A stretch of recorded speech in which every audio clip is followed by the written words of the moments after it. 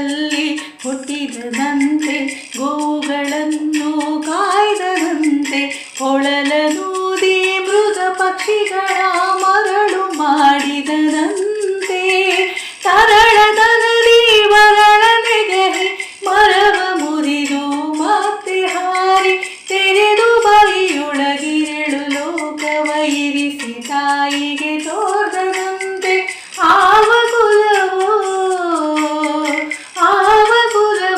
ರಂಗ ಅರಿಯಲಾಗದು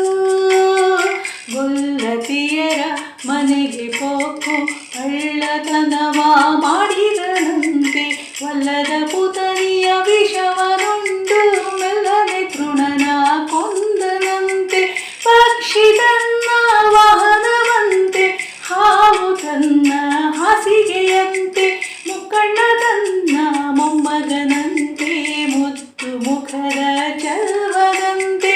ಆವ ಕುಲವೋ ರಂಗ ಅರಿಯಲಾಗದು